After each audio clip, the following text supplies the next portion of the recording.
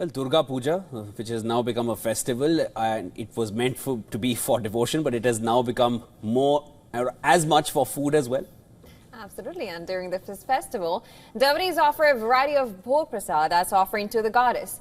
The traditional feast or Bhog is believed to be defined by 3 different faith systems. In our next report, WION's correspondent Anushree Bhaumik explores the origins, significance and the relevance of Durga Puja Bhog. Take a look.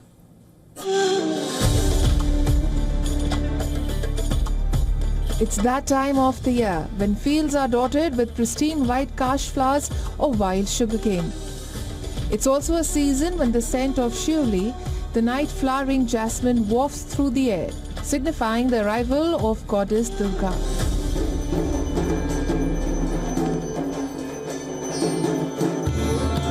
It's a time for celebrations and community gatherings. It is Durga Puja 2025.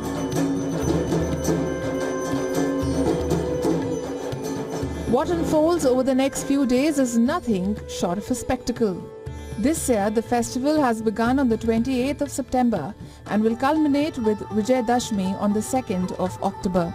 Vijay Dashmi or Dussehra celebrates the victory of Goddess Durga over the demon Mahishasur, symbolizing the triumph of good over evil. During these 4 to 5 days, devotees offer a variety of Bhog Prasad as puja offerings. So what does the traditional Durga Puja Bhog consist of? Are there different kinds of Bhog offerings? We spoke with food historian Preeta Sen to understand all about Durga Puja Bhog, its origin and its essence. Bengal being completely, it's the most fertile part of India. It's extremely lush. And produce was in abundance, and therefore whatever was the seasonal produce then, the first of it was offered to the goddess. So what was Bhog? It was a thanksgiving for the entire sustenance that the universe was bestowing on the people.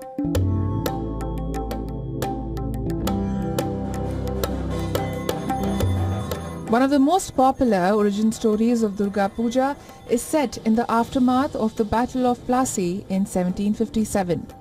By defeating Nawab Siraj-ud-Dawla, the last independent Nawab of Bengal, Robert Clive, the British military officer, cemented the East India Company's hold over Bengal.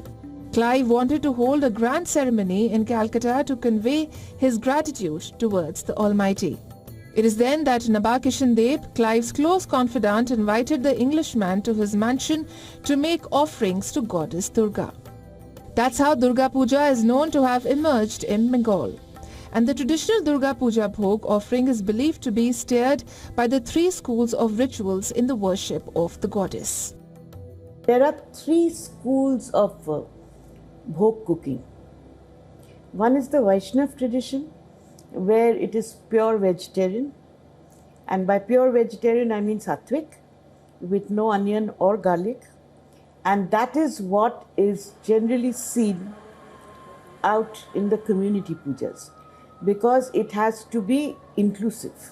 The next one is the Shakta tradition, the worship of the goddess as pure Shakti, pure energy, the feminine energy, the primordial energy. So there you have Durga with her 10 arms, you have Jagodhatri, you have Kali. Durga and Kali, they are fond of colocasia stalks, kuchushak.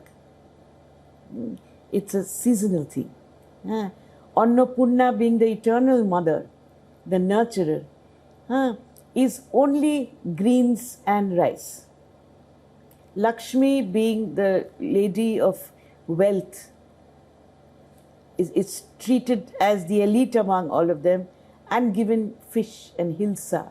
The third tradition is the tantric tradition, the worship of the dark goddess, of Chamunda, of Chundi, of Kali. So here the traditions are quite extreme.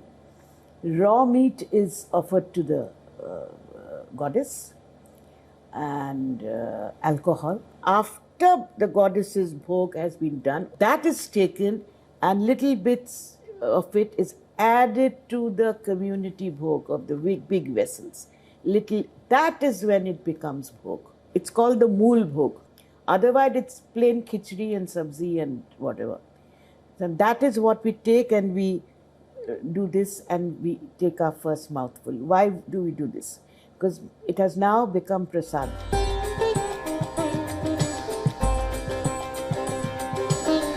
So the Khichuri Bhog that we find today in the pandals originated from the Vaishnav tradition. From the simple household celebrations, it stepped out into the public domain in the form of community pujas. A common khichuri platter has khichuri, a mixed veg dish called labra, fried brinjal called beguni, tomato chutney, tomatoes stewed in sugar syrup, and payesh or thickened milk cooked with rice, raisins and sugar. This is an inclusive bhog, acceptable by one and all. It is a sunny September afternoon and the crowd at this pandal closer to east of Delhi is growing by the minute. And here I am, all set to join the queue to relish my platter of bhoged khichuri. While this meal is something that can be easily prepared at home, its taste can never quite match the one offered at pujo pandals. Because bhoged khichuri is special. It has Ma Durga's divine touch that draws millions and millions of devotees to pujo pandals year after year.